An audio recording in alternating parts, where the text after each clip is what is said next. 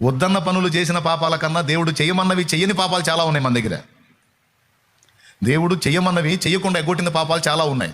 మేలైనది చెయ్యని ఎరిగి ఉండియో అలాగూ చెయ్యని వానికి ఏం కలుగును? మేలైనది చెయ్యని ఎరిగి ఉండియో అలాగూ చెయ్యని వానికి పాపము కలుగును. ఇంటి పక్క వాళ్ళు పస్తులతో ఉన్నారు, నీకు తెలిసింది, ఖచ్చితంగా నువ్వు వాళ్ళకి హెల్ప్ చేయాలి. వాళ్ళు అన్యులు కానీ క్రైస్తవులు కానీ. నువ్వు వాళ్ళకి సాయకో, మేలైనది చెయ్యని ఎరిగి ఉండియో అలాగూ చేయలేదు కనుక అది నీకు పాపంగా పరిగణించబడింది. రోడ్డు మీద ఒక వ్యక్తి ఇబ్బంది పడతా ఉన్నారు, ఆ వ్యక్తిని నువ్వు ఆదుకోవచ్చు, ఆ స్థితి నీకుంది. కానీ ఆదుకోవాలా, నువ్వు నీ స్వార్థానికి వెళ్ళిపోయావు, కేసు రాస్తాడు అక్కడ. మేలైనది చెయ్యని ఎరిగి ఉండి ఈమె చేయకుండా పోయింది, ఇతను చేయకుండా పోయాడు, కేసు అయిదాడ.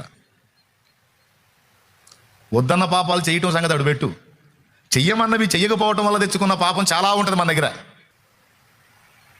కూతుర్ని ప్రేమించినట్టే కోడల్ని ప్రేమించు అన్నాడు. ఆమెనా ఆడపిల్ల, ఏమైనా ఆడపిల్లే.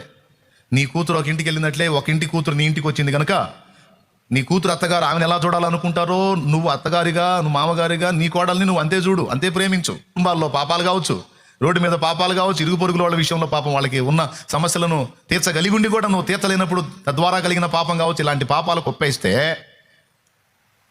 మనోళ్ళు ఏ కాడికి, నేను ఎవరికి అన్యాయం చేయలేదండి, నేను వ్యభిచారం చేయలేదండి, నేను దొంగతనం చేయలేదండి, నరహత్య చేయలేదండి, నేను అది చేయలేదండి, నేను అసలు నువ్వు వద్దన్న ఏ చేయలే,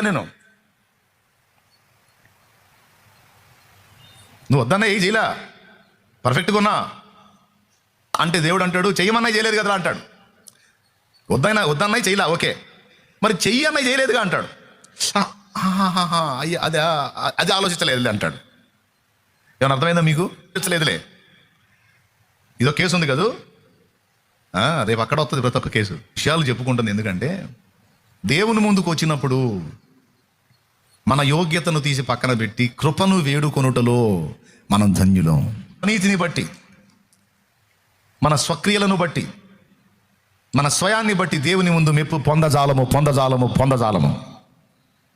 దేవుని ముందుకు మనం పోయినప్పుడు మన బీదరికాన్ని మనం గుర్తుపట్టాలి. భౌతికంగా నువ్వు డబ్బున్న వ్యక్తివైనా సరే, ఆధ్యాత్మికంగా నీ బీదరికాన్ని ఎప్పుడు నువ్వు దేవుని ముందుకు పోయినా గుర్తుపట్టాలి. ఎంతమందికి అర్థమైందో ఏదో.